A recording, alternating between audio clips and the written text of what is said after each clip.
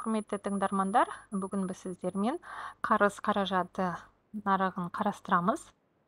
Қаражат нарығы дәстүрлі сұраныс ұсыныс заңдармен реттеледі. Бұл нарықты қарастырғанда біз X өсінен қарыз қаражаттары көлемін белгілейміз, ал Y өсінен біз пайыз мөлшерлемесін белгілейміз. Демек, қаражаттың бағасы пайыз мөлшерлемесі болып табылады. Себебі біз банктен несие алатын болсақ, біз банкке пайыз ретінде сол банктың сыйақысын төлеуіміз керек.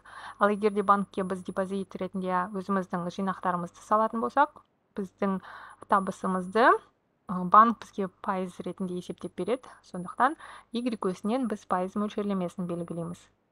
Ұсыныс қисық сызығы дәстүрлі оң көлбеулі болады. Себебі депозиттегі пайыз мөлшерлемесі өсетін болса, көбірек фирмалар, үй шаруашылықтары депозитке ақша салуға дайын. Сұраныс қисық сызығы теріс көлбеулі болады. Себебі несиенің пайыз мөлшерлемесі азайған жағдайда көбірек фирмалар және үй шаруашылықтары несие алуға дайын, несиеге қаражатқа көбірек сұраныс білдіреді.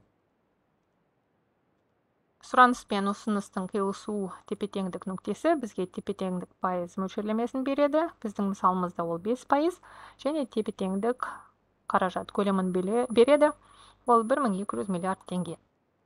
Мемлекет салық саясатын өзгерту арқылы жинақтарға әсер ете алады, және нәтижесінде қаражат нарығына әсер ете алады. Сонымен қатар салық саясатын өзгерту арқылы инвестицияларды ынталандыра алады. Сонымен қатар мемлекеттік бюджет дефициті де қаражат нарығына өз әсерін тигізеді. Енді осы үш факторды жеке-жеке қарастырайық. Бірінші кезекте салықтар мен жинақтар арасындағы байланысты қарастырайық. Айталық, тұлғаның жалақысы берілген, бастапқы жеке табыс салығы 20% болған жағдайда, тұлға өзінің жалақысының 50%-ын тұтыну шығындарына жұмсайтын болса, 30%-ын жинақтайтын болады. Егер де мемлекет жеке табыс салығын 10%-ға дейін азайтқан жағдайда, бұл тұлға тұтыну шығындарына, тауарлар мен қызметтердің бағасы өзгермеген жағдайда, тұтыну шығындарына жалақысының 50%-ын жұмсайды, ал енді жинақтар үлесі 40%-ға дейін өседі. Бастапқыда жинақтар үлесі 30% болған болса, енді жаңа салық көлемі мен жинақтар үлесі өседі. Қаражат нарығына бұл қалай әсер ететінін қарастырайық. Жеке табыс салығының түсуі үй шаруашылықтарының жинақтауға деген ынтасын арттырады. Қаражат ұсынысы қаражат нарығында өседі. Қаражаттың өсуі пайыз мөлшерлемесін қысқартады, және де тепе-теңдік қаражат мөлшерлемесін өсіреді. График негізінде түсіндіретін болсақ, жеке табыс салығының түсуі үй шаруашылықтары тарапынан болатын жинақтарды өсіреді.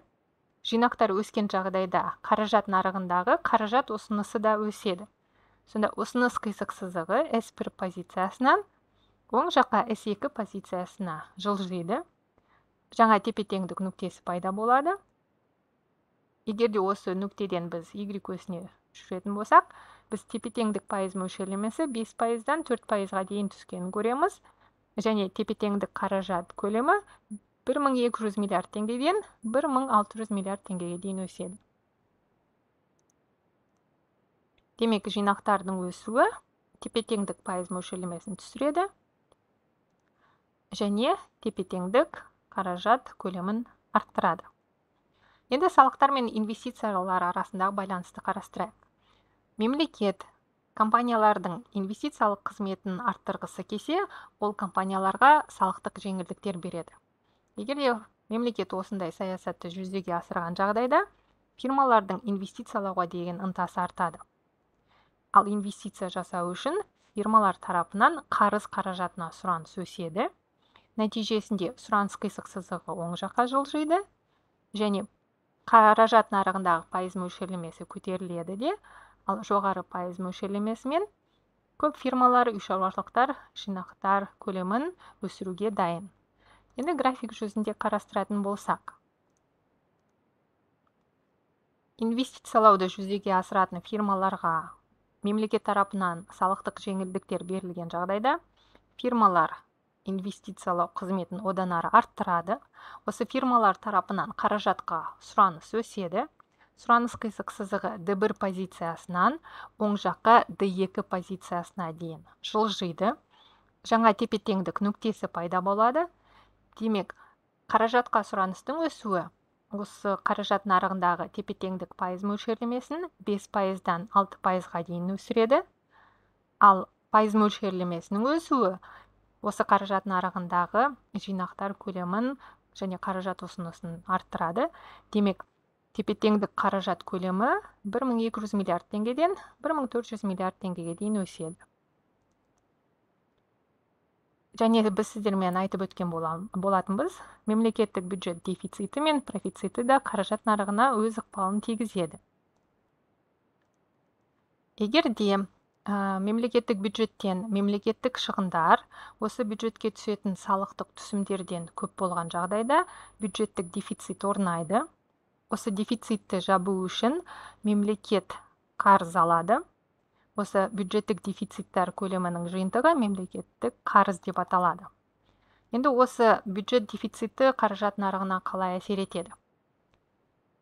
Мемлекет осы дефицитті жабу үшін ішкі экономика ішінен қарыз алатын болса, айналымда қаражат көлемі азаяды. Демек, қаражат ұсынысы азаяды. Қаражат ұсынысының азаюы қалған экономика айналымында қалған қаражаттың қымбаттауына алып келеді.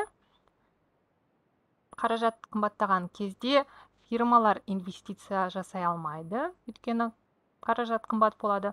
Сондықтан осы нәтижені біз ығыстыру эффектісі деп атаймыз. Демек, бюджет дефицитті қаражат нарығына қалай әсер етеді? Бюджеттік дефицит қарыз-қаражат ұсынысын азайтады. Ұсыныс қисық сызығы сол жаққа жылжиды. Нәтижесінде тепе-теңдік пайыз мөлшерлемесі өседі және тепе-теңдік қаражат көлемі азаяды. Енді график жүзінде қарастырайық.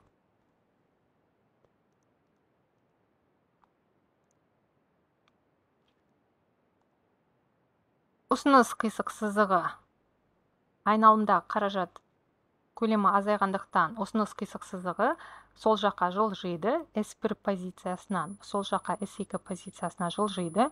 Жаңа тепе-теңдік нүктесі пайда болады. Бұл нүктеден Y өсіне жылжитын болсақ, біз қаражат нарығындағы тепе-теңдік пайыз мөлшерлемесі 5%-дан 6%-ға өсетінін көре аламыз. Және қаражат көлемінің 1200 миллиард теңгеден 800 миллиард теңгеге дейін қысқарғанын көре аламыз.